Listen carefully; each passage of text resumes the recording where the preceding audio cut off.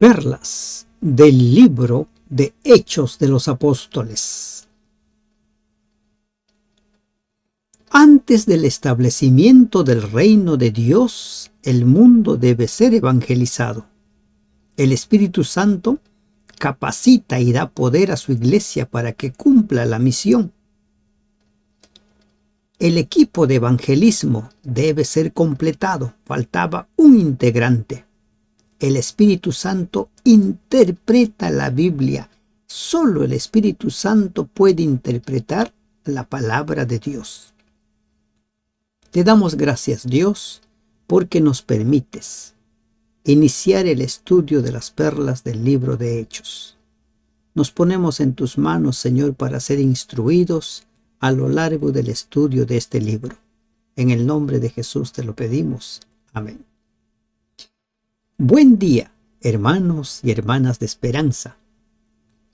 Estamos ingresando al estudio de las perlas del libro de Hechos de los Apóstoles. Hay quienes consideran que este libro bien podría ser llamado los Hechos del Espíritu Santo. Este es el segundo libro escrito por Lucas, dirigido a Teófilo.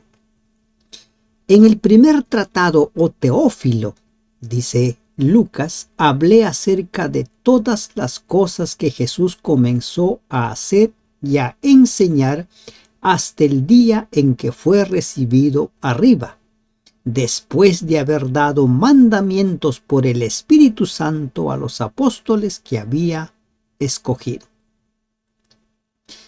Lucas, sabemos nosotros que fue un médico. Lucas fue un colaborador muy cercano del apóstol Pablo. A lo largo del libro de Hechos vamos a encontrar a este personaje, Lucas. Y en verdad Lucas nos da mucha información de cómo es que la iglesia empezó a crecer. El Espíritu Santo entra en acción. Ahora el Espíritu Santo empieza a obrar en la vida de los apóstoles, de cada uno de los discípulos, y cómo es que la obra empieza a crecer hasta nuestros días. Recuerden, el Evangelio debe ser predicado a todo el mundo antes de que se establezca el eterno reino de Dios. A quienes también se refiere a los discípulos, después de haber padecido, se presentó vivo con muchas pruebas indubitables. Prestemos atención a esta parte, lo que dice Lucas. Lucas escribió, y él mismo dice, he investigado diligentemente, he corroborado mis fuentes. ¿Y qué dice Lucas? Se presentó vivo con muchas pruebas indubitables. No había ninguna posibilidad de dudar de que Jesús había resucitado. Jesús se presentó a sus discípulos y ellos vieron a Jesús. No era un espíritu, no era algo que ellos imaginaron. Él comió. Cuando se presenta a sus discípulos le dicen, tóquenme. Un espíritu no come, tienen algo de comer y le dan miel y pescado, dice Lucas.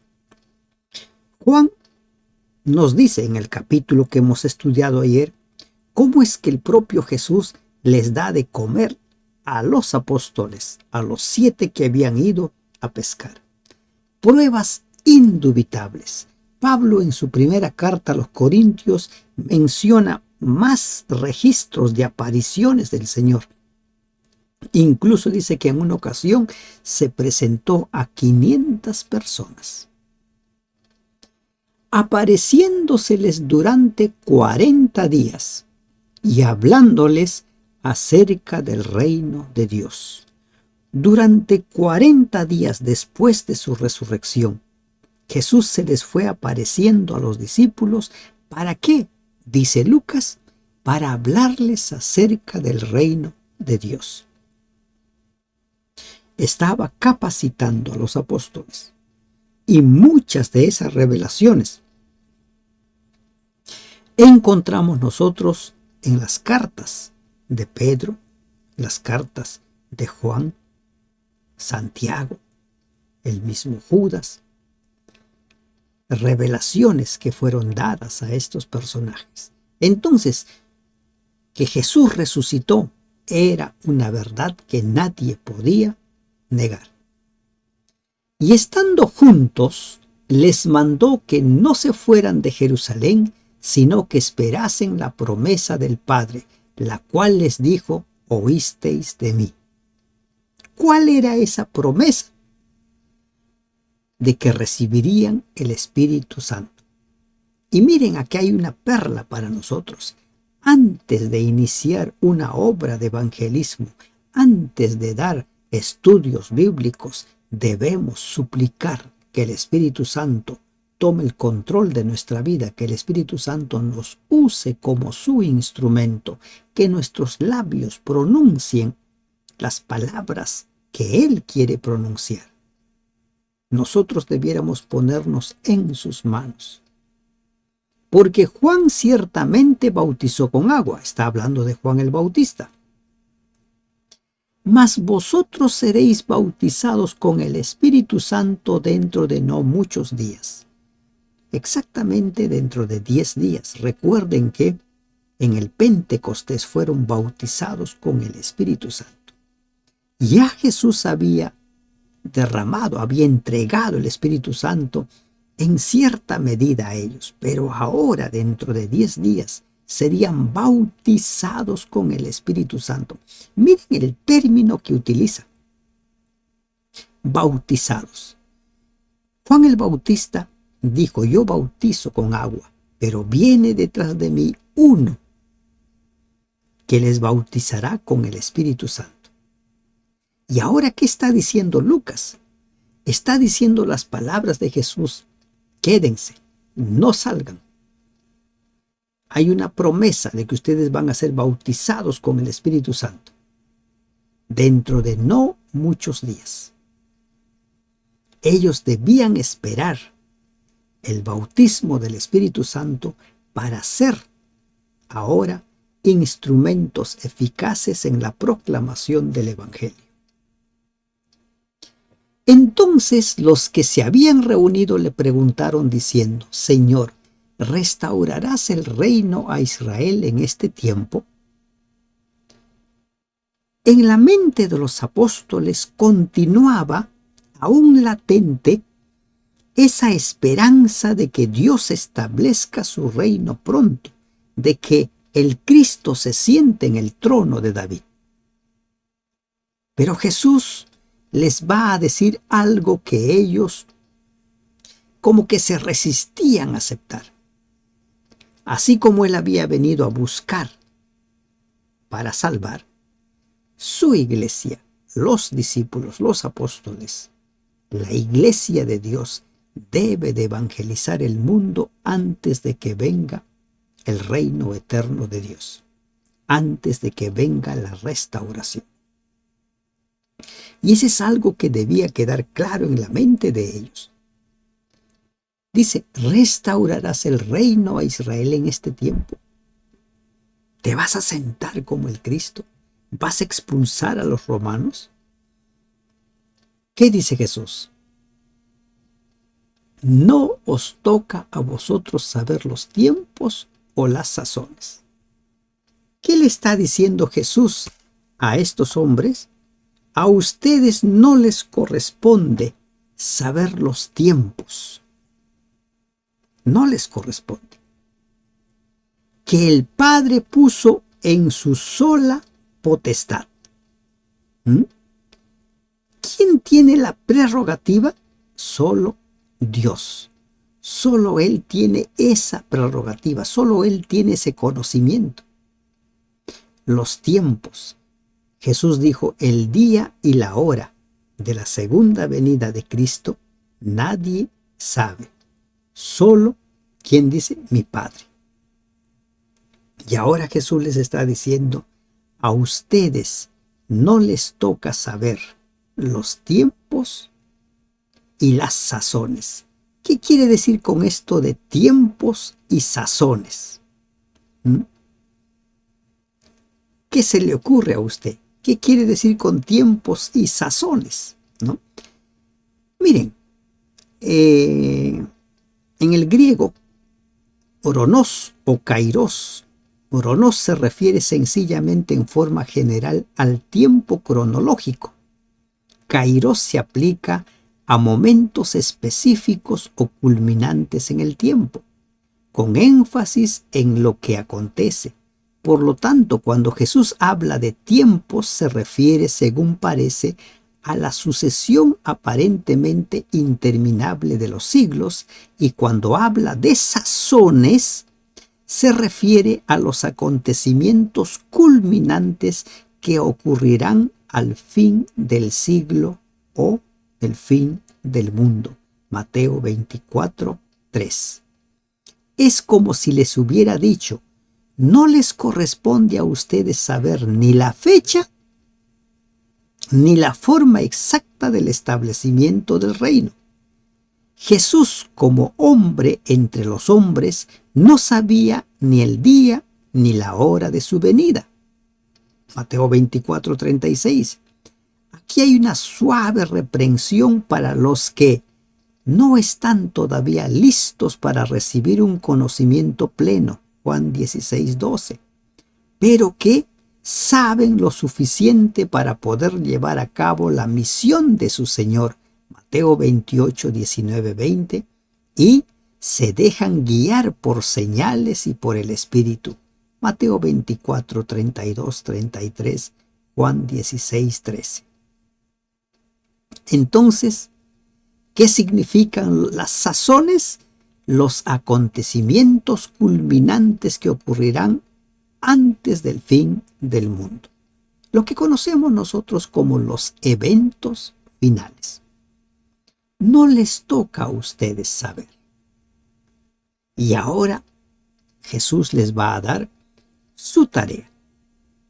¿Quieren ustedes el establecimiento del reino de Dios?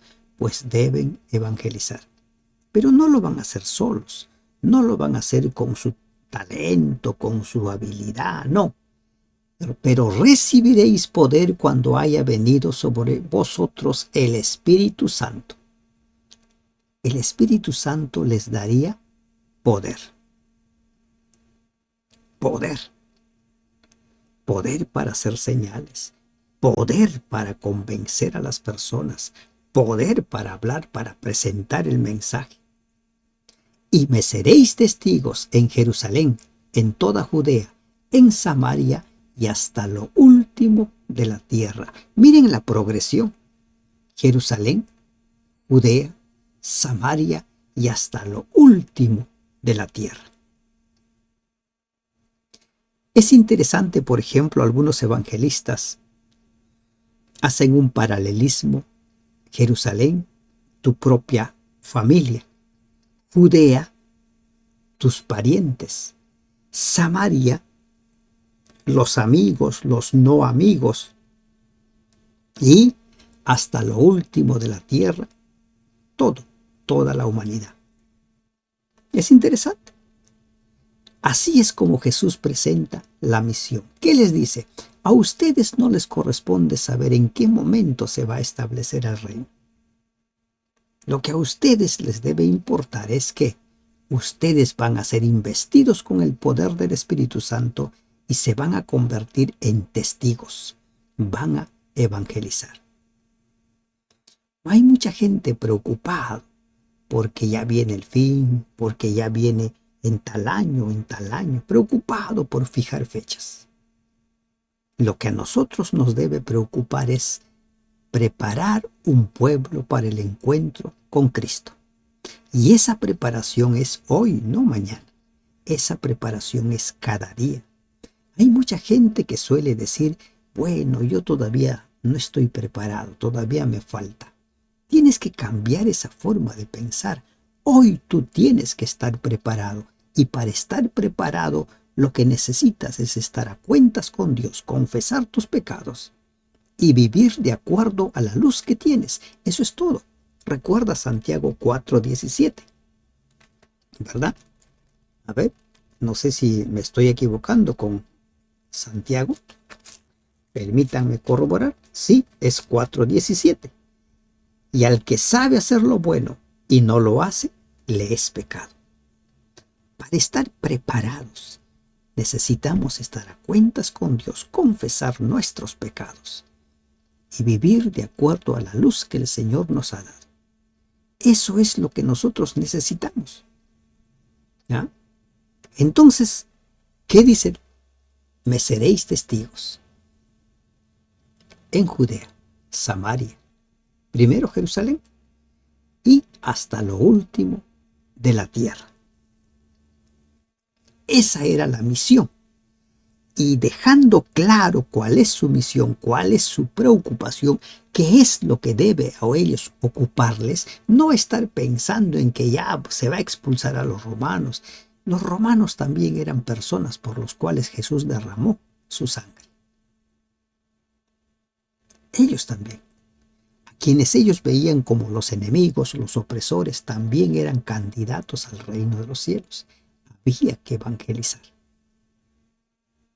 Después de aclarar, dejar en claro ello, que no era su preocupación conocer los tiempos o las sazones, Jesús les habla del poder del Espíritu Santo que va a descender a ellos, que van a ser testigos. Entonces, habiendo dicho estas cosas, viéndolo ellos, fue alzado y le recibió una nube que le ocultó de sus ojos. Ningún creyente había visto al Salvador resucitar de entre los muertos. Ninguno. A tal punto que no se nos dice a qué hora resucitó Jesús. No hay ninguna referencia. Nadie. Pero se les permitió a los 11 discípulos y a la madre de Jesús que lo vieron ascender al cielo. De este modo se convirtieron en testigos fidedignos de la realidad de la ascensión. ¿Se dan cuenta? Ellos vieron ascender a Jesús, y Jesús ascendió con un cuerpo glorificado, resucitado, pero era de carne y hueso. Ellos lo podían ver. Jesús no ascendió de forma espiritual. No desapareció como producto, como consecuencia de un rapto. No, ellos lo vieron. Y esto es vital. ¿Por qué? Porque los ángeles, hay 2 ángeles, dice, y estando ellos con los ojos puestos en el cielo, entre tanto que él se iba, he aquí se pusieron junto a ellos 2 varones con vestiduras blancas, 2 ángeles. Ven a estos hombres con la mirada hacia arriba y le dicen, varones galileos, ¿por qué estáis mirando al cielo? Alguien podría decir, la pregunta es ingenua. Están viendo pues porque Jesús está ascendiendo. Este mismo Jesús,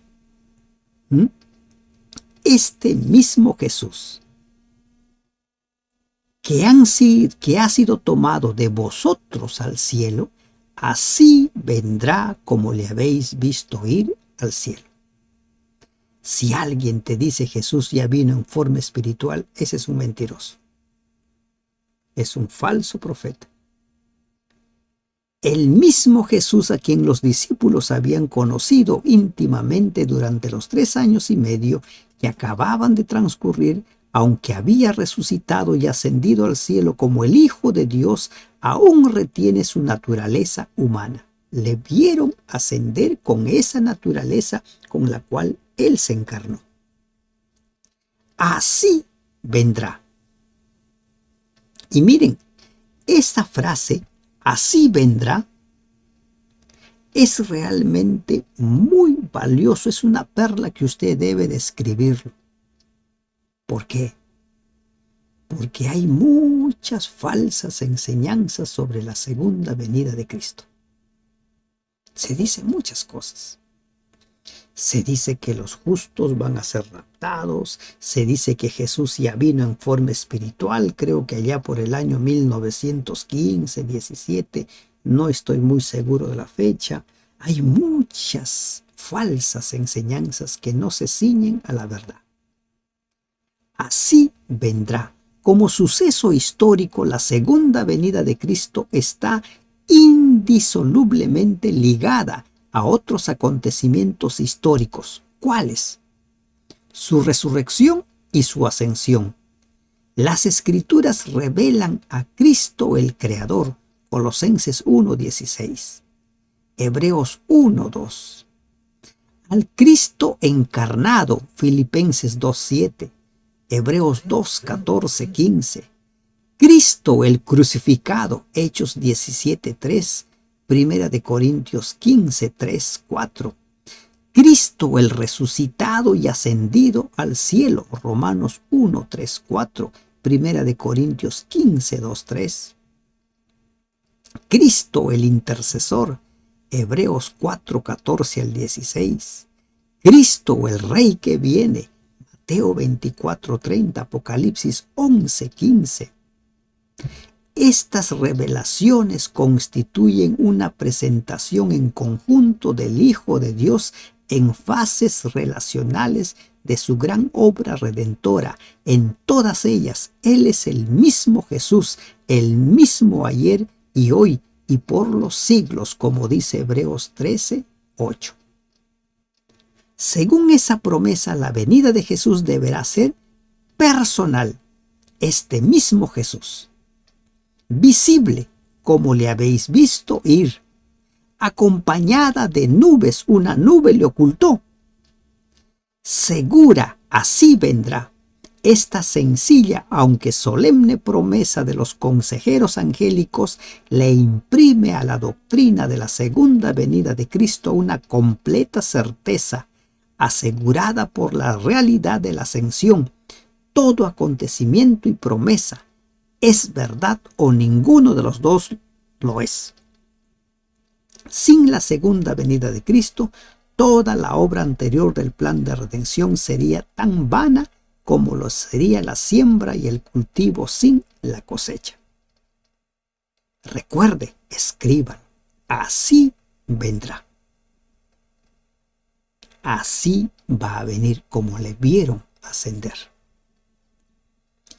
Entonces volvieron a Jerusalén desde el monte que se llama Olivar, el cual está cerca de Jerusalén, camino de un día de reposo. Volvieron. ¿Recuerdan cómo estaban antes de encontrarse con Jesús después de su muerte? Tristes, llorosos, cabizbajos. Ahora ya no están tristes porque se iba. Jesús les había anunciado que se iba, ellos estaban tristes también. Les entristeció la idea de perder a su maestro. Y ahora dice, volvieron. ¿De dónde? Del lugar que se llama el Olivar. Ese es el lugar de la ascensión. El monte de los olivos está al este de Jerusalén, aproximadamente a mitad del camino de Betania. Betania queda a unos 15 estadios, o sea, unos 3 kilómetros de Jerusalén. Lucas explica que después de la última reunión con los discípulos en Jerusalén, Jesús los sacó fuera hasta Betania, Lucas 24:50.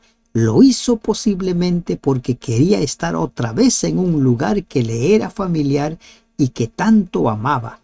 Desde allí, recorriendo un corto camino sobre el monte que se llama del Olivar, llegarían de regreso.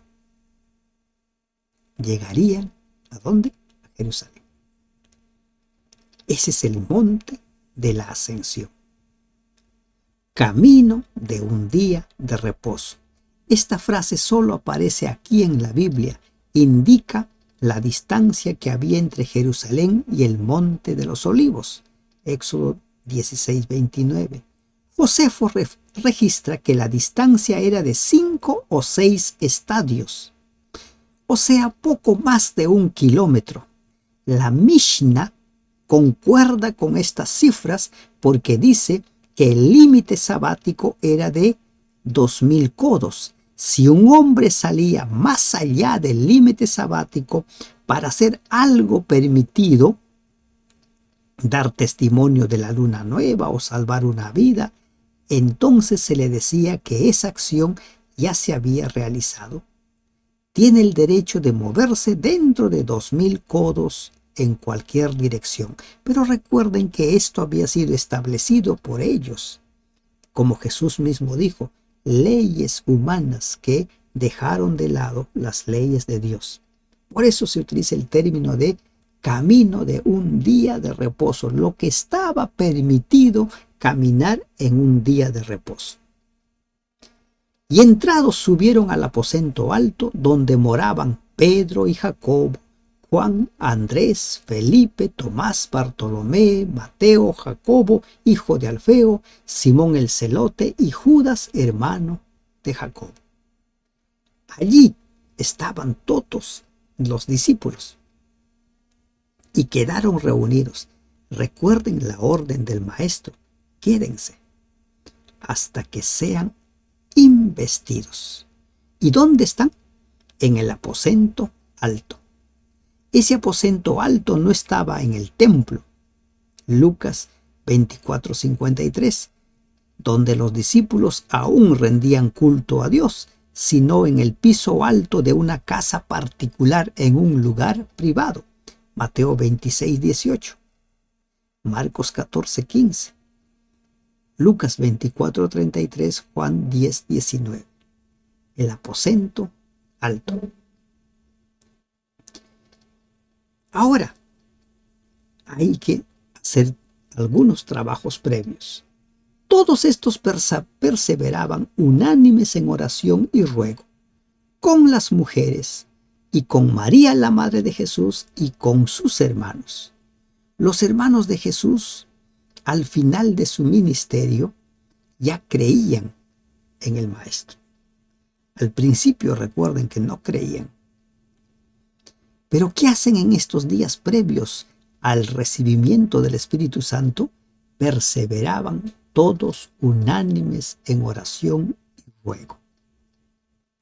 Es notable el contraste con el espíritu de rivalidad manifestado durante la última cena, Lucas 22:24.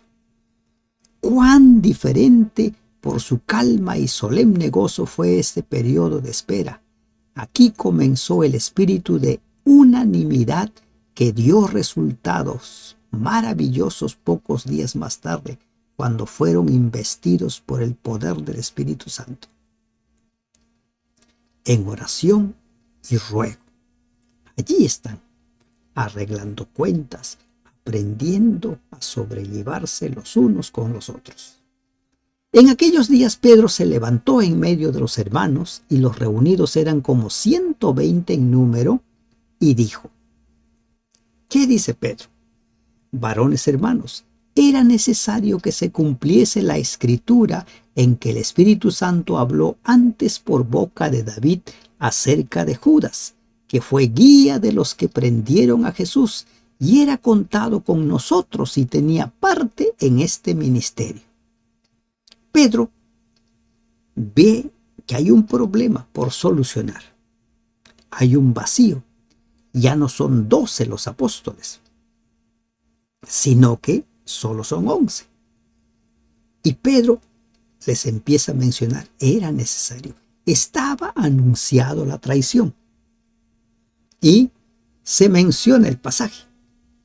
Este pues, con el salario de su iniquidad, adquirió un campo, y cayendo de cabeza se reventó por la mitad, y todas sus entrañas se derramaron.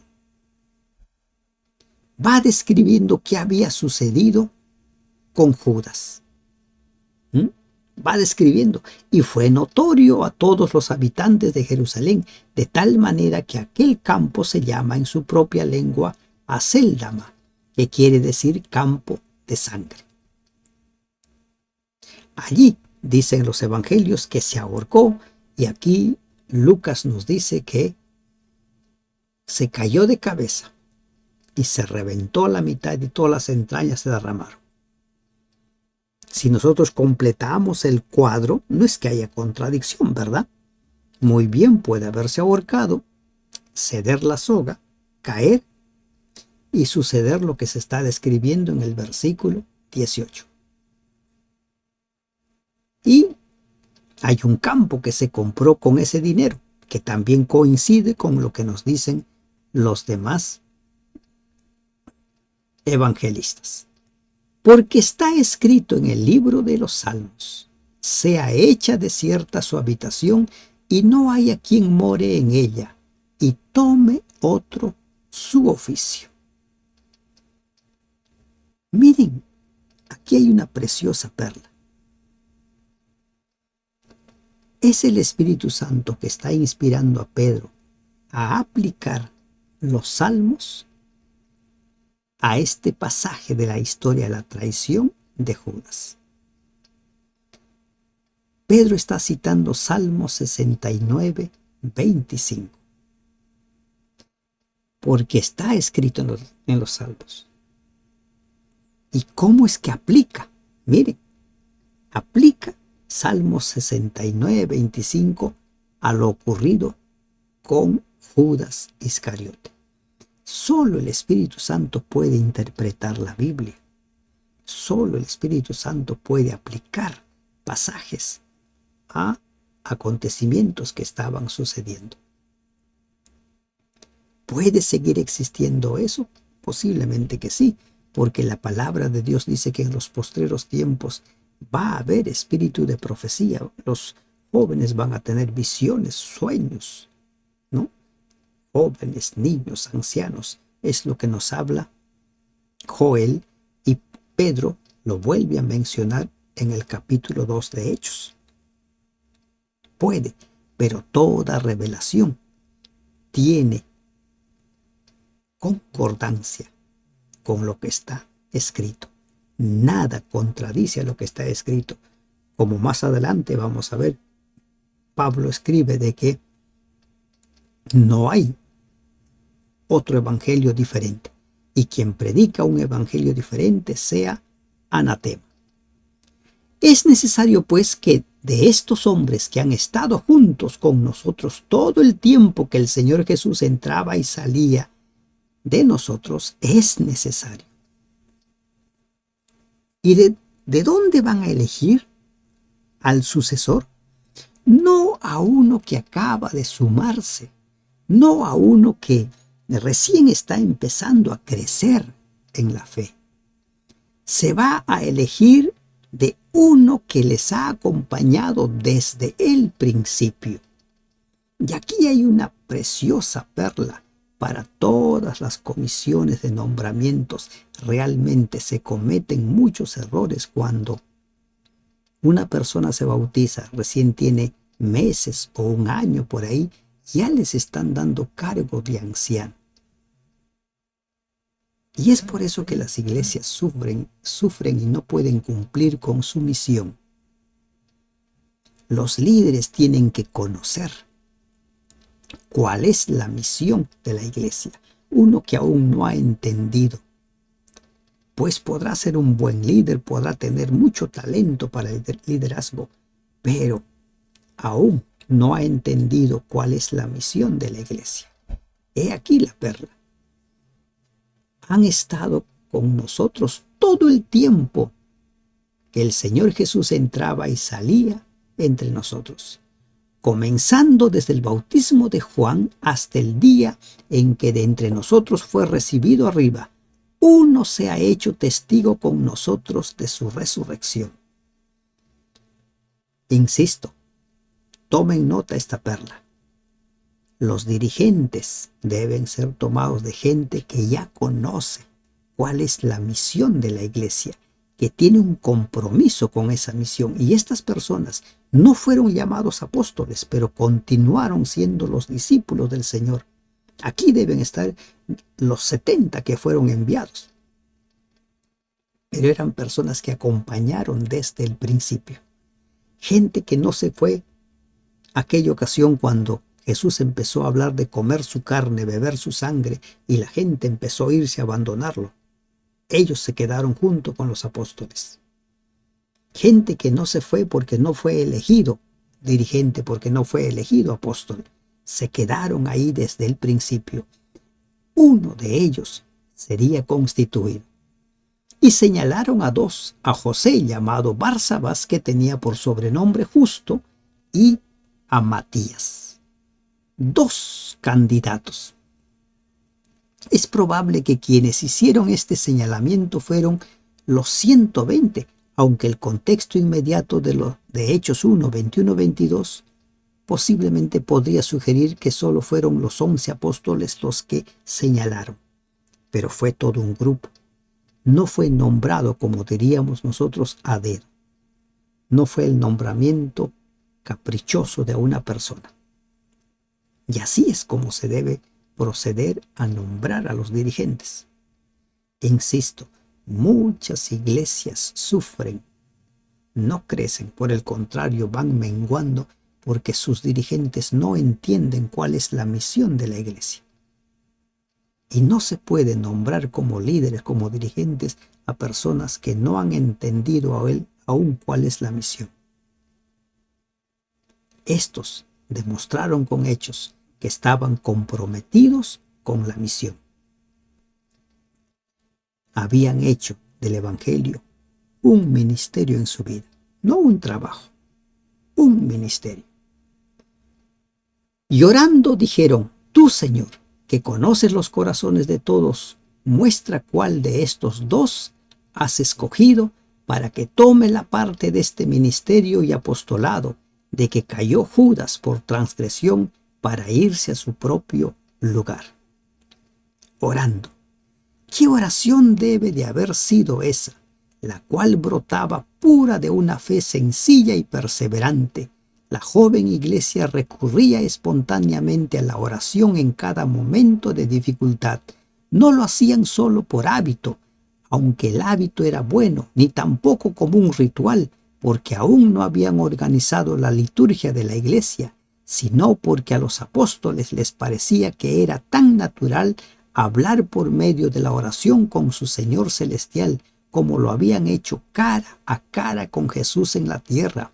Así debería haber ocurrido siempre en las vicisitudes de la iglesia, y así también debería ocurrir hoy: orar. ¿Y qué es lo que están pidiendo? Que el Señor sea quien elija. Que el Señor sea quien elija y se nombre al reemplazante de Judas.